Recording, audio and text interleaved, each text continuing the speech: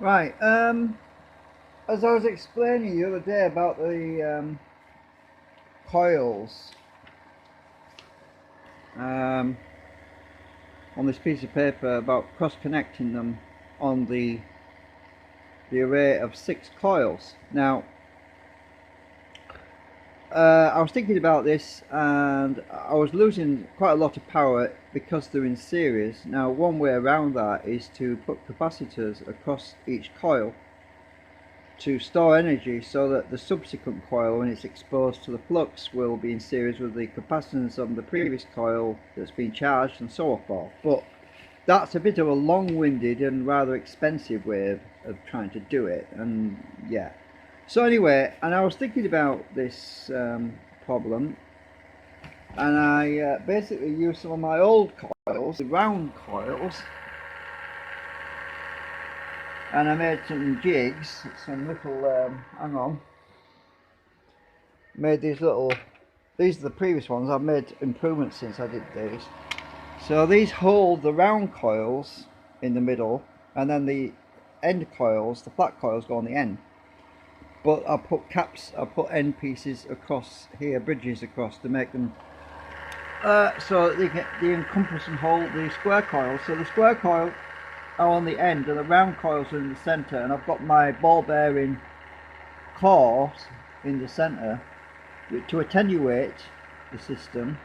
So basically these two end coils here are actually connected to this middle coil here, and these two end coils here are in series with this middle coil here, so that the energy generated basically goes through to counteract the drag. Now there's a problem. Can you see what the problem might be?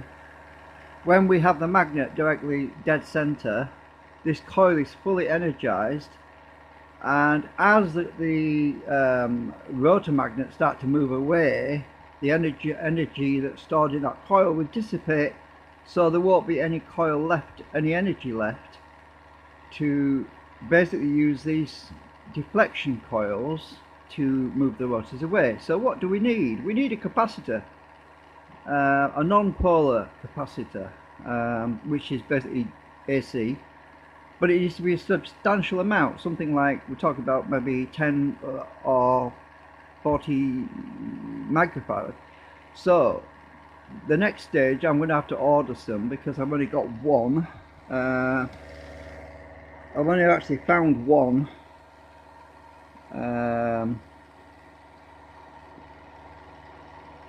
You don't get it to focus on it.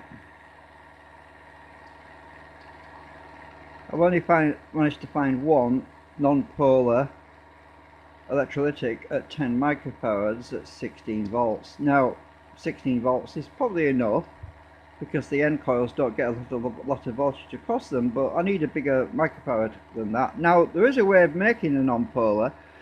You get two standard capacitors and you wire them back to back, so both the negatives are connected together, and then you use them in series, and that's a way of making a non-polar. But that's another expensive way of doing it. Mind you, they're not cheap anyway to buy non-polar capacitors.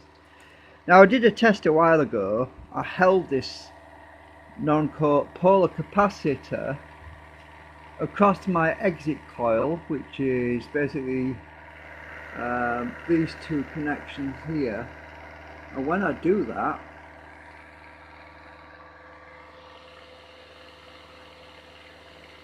the output goes up, the current and the RPM goes up too. Mind you, hang on a minute, I haven't got it properly connected. I'm holding it, so it's a bit iffy.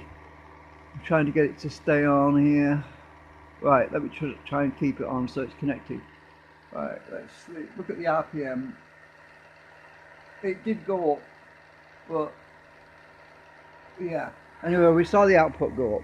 Now, by having a larger capacitance across the exit coils, the power generated by the center coils will charge up those capacitors across the coils, and it will maintain the ability to deflect the rotor longer.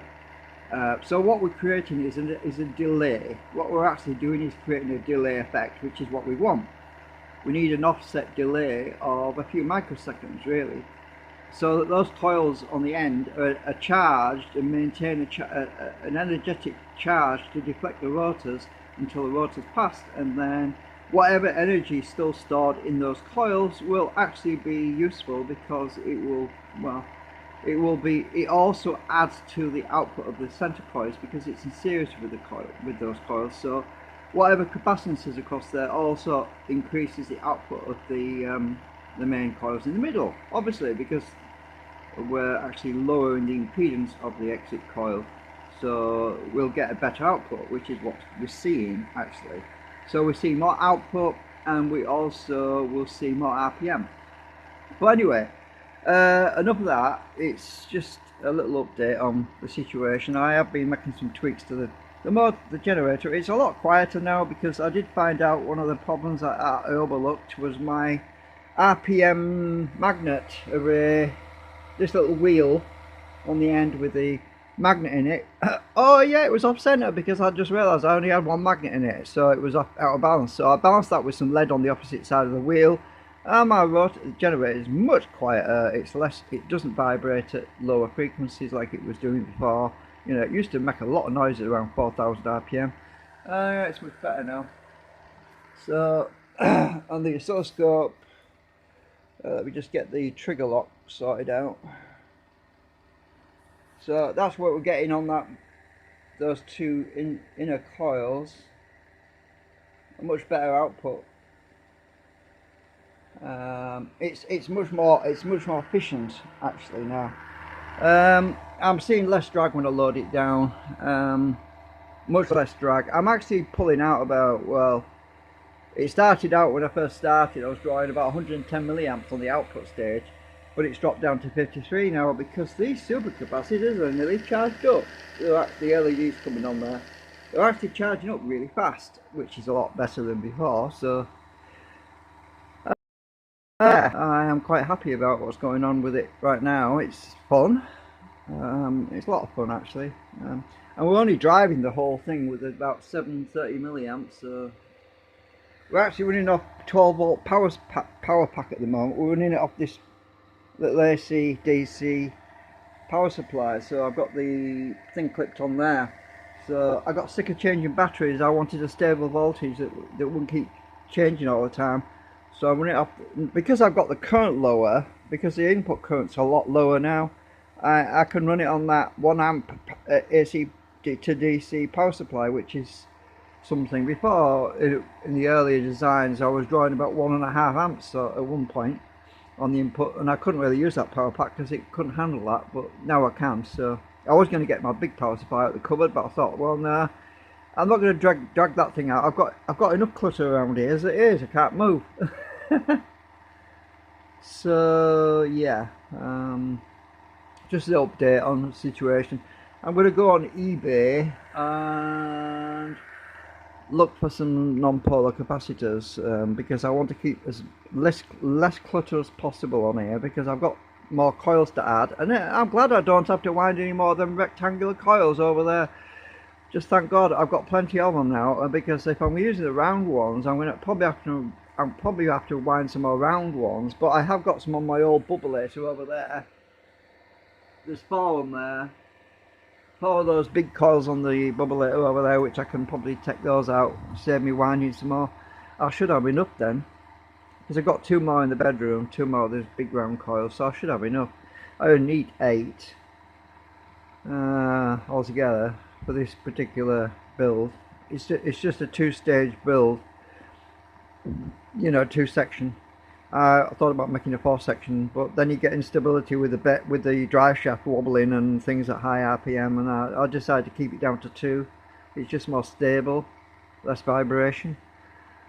Also, it takes less power to drive it as well. I wouldn't get, obviously with 4 stages I would get more output, because I could have more output coils, but then if I can get it to work with 2 stages, no reason why I can't get it to work with 4. So yeah.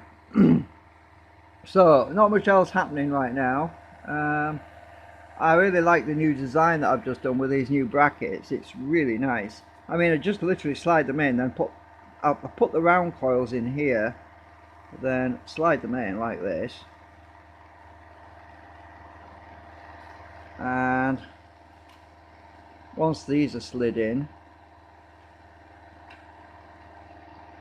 now imagine the round coils have to be in first because they can't come out the front, but the rectangle coils, I slide them in afterwards. I just slide them in from the front. The rectangle coils just slot straight in, and it holds everything in place. No problem.